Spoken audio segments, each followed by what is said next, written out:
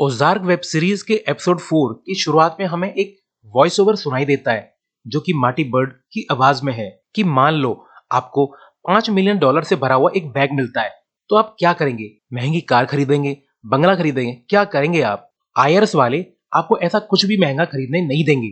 आप ऐसा कुछ भी नहीं कर पाएंगे। आप इन्हें बैंक में भी नहीं डाल सकते क्योंकि ये काफी करारे नोट हैं। इन्हें पहले पुराना बनाना होगा। कुछ भी ऐसा करो जिससे लगे जैसे ये नोट कई हाथों से होकर गुजरे हैं।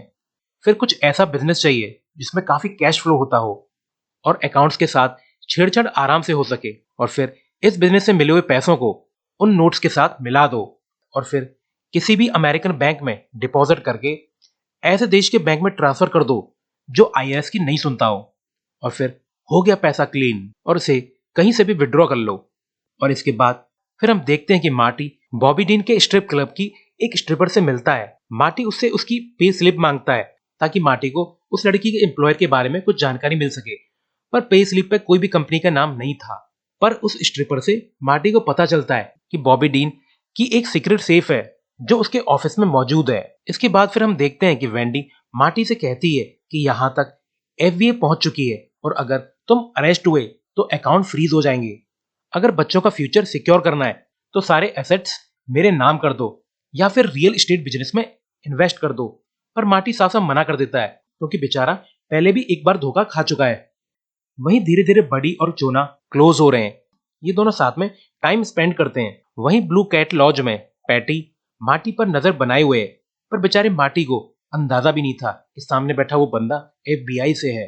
मार्टी को डेल का कॉल आता है। डेल पूछता है कि कहाँ है मेरा पैसा, तो मार्टी कहता है कि पैसा वाइट करने का काम चालू हो चुका है, जल्दी से पैसा मैं ट्रांसफर कर दूंगा।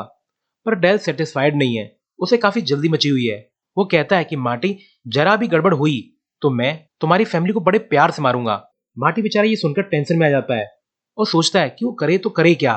फिर वो रूथ को बुलाकर कहता है कि तुम्हें बॉबी डीन के क्लब जाना है और उसके सेफ में जो भी कुछ है उसे उड़ा लाओ। रूथ कहती है कि आखिर सेफ में है क्या, पर मार्टी डिटेल नहीं देना चाहता। तो रूथ कहती है कि इसमें काफी रिस्क है, अगर उसमें कुछ कीमती हुआ तो मुझे उसका 80% चाहिए। पर मार्टी कहता है कि अगर तुम्हें आगे बढ़ना है तो तुम्हें हर टाइम ऐसे नेगोशिएट नहीं करना चाहिए। मगर फिर एंड में इनकी डील फाइनल हो जाती है जिसमें मार्टी रूथ को 25% देगा। वहीं रॉय पैटी जब रूथ लैंगमोर के बारे में एफबीआई डेटाबेस में चेक करता है तो उसे रश लैंगमोर के बारे में पता चलता है। रश लैंगमोर एक गे था। अब रॉय पैटी भी एक गे था, तो वो प्लान करता है कि रश के गे होने का फायदा उठाकर उसे फंसाया जाए। वहीं रूथ काम मांगने के बहाने बॉबी डीन से मिलती है। बॉबी डीन उसका फिगर चेकआउट करता है और डेमो देने के लिए पास बुलाता है। जब बॉबी डीन आराम से आंखें बंद करके बैठा होता है तो रूथ की नजर बॉबी डीन की सेफ पर पड़ती है और फिर रूथ बॉबी डीन को हिट करके यहाँ से निकल जाती है। वहीं जॉना जब जंगल में होता है तो वल्चर्स को फॉलो करते करते उसे एक जानवर की बॉडी मिलती है और जॉना उस बॉडी को घर ले आता है। रूथ मार्टी से कॉल करके कहती है कि बॉबी डीन के सेफ का मैंने पता लगा लिया है, पर वहां पर काफी सिक्योरिटी सिस्टम है तो मुझे वर्किंग आवर में जाना होगा और इसके लिए कुछ लड़के हायर भी करने होंगे, पैसा लगेगा इसमें। तो मार्टी हाँ बोल देता है। मार्टी जॉना को उस एनिमल की बॉडी के साथ ऑपरेशन करता हुआ देखता है और काफी चौंक जाता है। वेंडी को इसके बारे में बताता है। दोनों काफी वरीड है कि कहीं जॉना ने ही तो उस जानवर को नहीं मारा। वेंडी का भाई भी एक किलर था, तो वेंडी काफी वरीड है कि कहीं जेनेटिकली जोना भी ऐसा तो नहीं है, कहीं वो किलर ना बन जाए। वहीं बार में रॉय पैटी रश लैंगमोर से मिलता है और दोनों के बीच हाय हेलो चालू हो जाती है। रात को मार्टी और वेंडी जोना से बात करते हैं। जोना बताता है कि मैंने उस जानवर को नहीं मारा, मैं तो बस वल्चर्स पर स्टडी कर रहा हूँ। और ये सब जानकर मार्टी और वेंडी थोड़ा सा रिलैक्स होते हैं। इसके बाद रूथ के मांगे हुए पैसे मार्टी उसे दे देता है, जिनसे रूथ कुछ लड़कों को हायर करती है और ये लड़के बिलो 18 है और ये लड़के बॉबी डीन के क्लब में कस्टमर बन के जाते हैं। और रूथ फिर पुलिस को कॉल कर देती है। दरअसल बॉबी डीन का ये बार एक अडल्ट बार था और अब यहाँ बिलो 18 लड़कों के पाए जाने के कारण बॉबी डीन को अरेस्ट कर लिया जाता है। और फिर रूथ फिर सेफ तक पहुंचकर मार्टी से कॉल पर कहती है कि ये सेफ खुल नहीं रही है, तो मार्टी सेफ को कार से खींचकर अपने हाइडआउट तक ले आता है और सेफ को खोल लेता है। पहले तो उसमें से कुछ खास नहीं मिलता। रूथ मार्टी पे काफी गुस्सा करती है कि तुमने मुझे 25% देने का वादा किया था, इसमें तो कुछ नहीं निकला। पर एंड में सेफ में से एक पेपर मिल जाता है जिसे देखकर मार्टी काफी खुश होता है। मार्टी रूथ से कहता है कि ये पेपर बहुत काम का है। वहीं रॉय पैटी धीरे धीरे रश के क्लोज हो रहा है।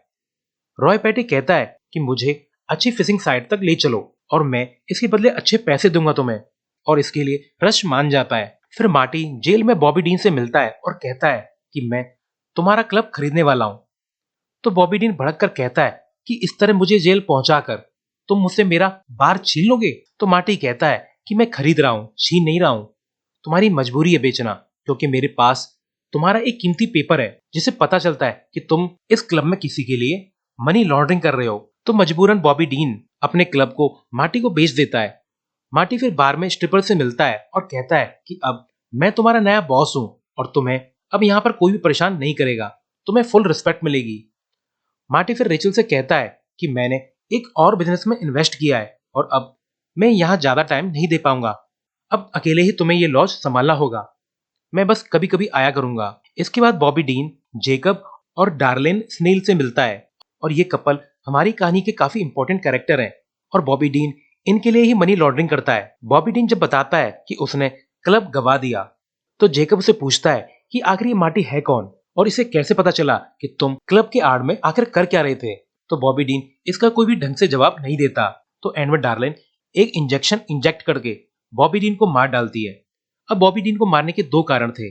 पहला ये कि उसने क्लब गवा दिया और दूसरा ये कि जेकब और डार्लिन यहाँ ओजार्क के ड्रग डीलर्स थे, तो उनका बिजनेस बाहर डिस्क्लोज ना हो। और इसी सीन के साथ ये एपिसोड एंड होता है। Thanks for watching.